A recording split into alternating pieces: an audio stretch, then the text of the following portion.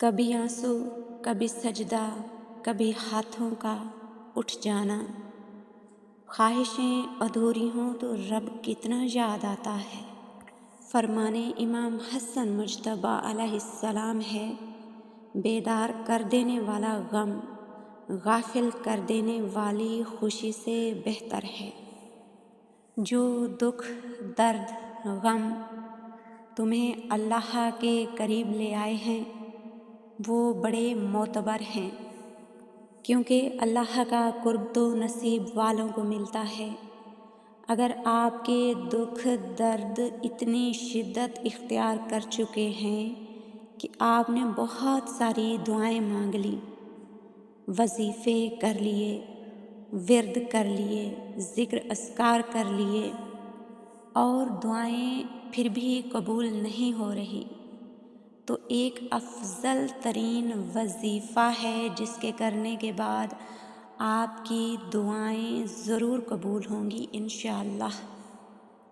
جب تمہیں سب کچھ ناممکن نظر آئے، جب ہر طرف مایوسی دکھائی دے، تو تم مایوسی پر یقین کو ترجیح دینا، ناممکنات پر توکل کا انتخاب کرنا۔ اللہ پر یقین رکھو گے تو کڑا وقت گزارنا تمہارے لیے آسان ہو جائے گا۔ سانس لیں جو ابھی رکی ہوئی ہے اور سکون میں آ جائیں۔ تمہیں تخلیق کرنے والا رب تمہارے لیے اس مشکل سے نکلنے کا راستہ بھی ضرور تخلیق کرے گا، بس تم نے اپنا ایمان نہیں کھونا، تم نے نا امید نہیں ہونا، کبھی نہیں۔ کیا تمہیں معلوم نہیں کہ اللہ ہی کے لیے ہے سلطنت آسمانوں اور زمین کی، اور تمہارے لیے اللہ کے سوا کوئی دوست ہے نہ مددگار؟ اگر تمام وظیفے کر چکے ہو تو اس وظیفے کی طرف آ جاؤ، بس رات کے تیسرے پہر اٹھ جانا اور اللہ کی بارگاہ میں سجدہ ریز ہو جانا، یعنی نماز تہجد کے لیے تیار ہو جانا۔ یقیناً تہجد کے لیے اٹھنا بہت مشکل ہے، لیکن یہ ایسی مشکل ہے جو سب مشکلوں کو آسان کر دیتی ہے۔ وہ غم جو تمہیں دن کے اجالوں میں ستا رہے ہیں، رات کی تاریکی میں تمہیں ان غموں سے نجات ملے گی، شفا ملے گی۔ یقین جانو جتنے بھی وظیفے ہیں وہ سارے ایک طرف، اور تہجد کے وقت اٹھ کر اللہ تعالیٰ سے مانگنا ایک طرف۔ یہ وہ وقت ہوتا ہے جب اللہ تعالیٰ خود پکارتا ہے اور دینے کے لیے تیار ہوتا ہے۔ اس وقت اگر ہم اٹھ کر اللہ تعالیٰ کے سامنے اپنے ہاتھ پھیلائیں تو بے شمار رحمتیں ملیں گی، برکتیں ملیں گی، دعائیں قبول ہوں گی، معجزے ہوں گے۔ یقین جانو تہجد کی دعائیں معجزوں کا عکس ہوتی ہیں۔ فرش پہ ہاتھ اٹھاؤ گے تو عرش پہ اللہ کو پاؤ گے۔ ایسے ایسے معجزے ہوں گے کہ زندگی وہاں سے شروع ہوگی جہاں سے تم تصور بھی نہیں کر سکتے۔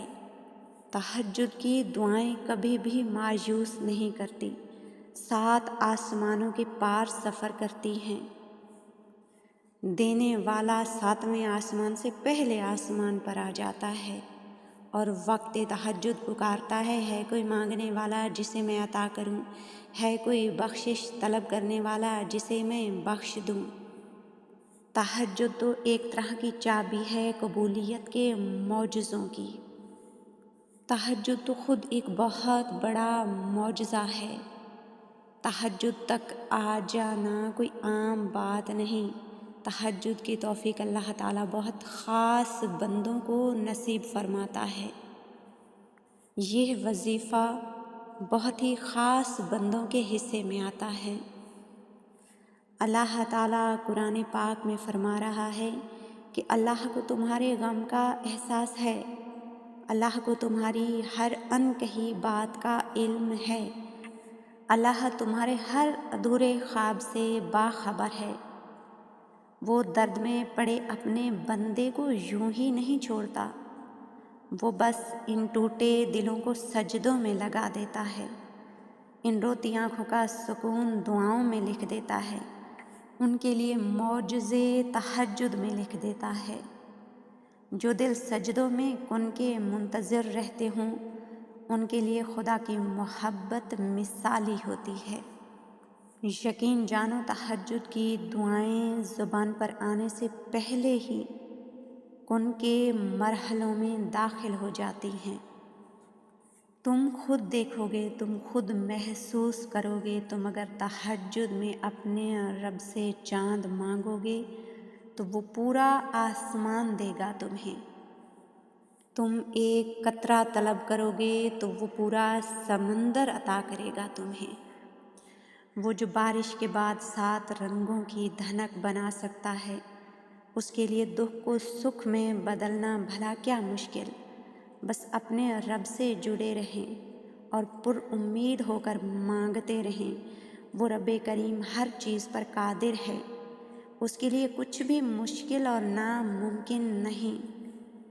اے کن کے مالک، جتنے بھی دل، جتنے بھی صبر، جتنی بھی آنکھیں، جتنے بھی آنسو، جتنی بھی امید، جتنے بھی یقین تیرے کن کے منتظر ہیں، ان کے لیے کوئی ایسا دروازہ کھول دے جن کی وسعت انہیں حیران کر دے، اور انہیں مسکرانے کی اتنی وجوہات بھیج کہ جب وہ اگلی بار روئیں تو آنسو خوشی کے ہوں۔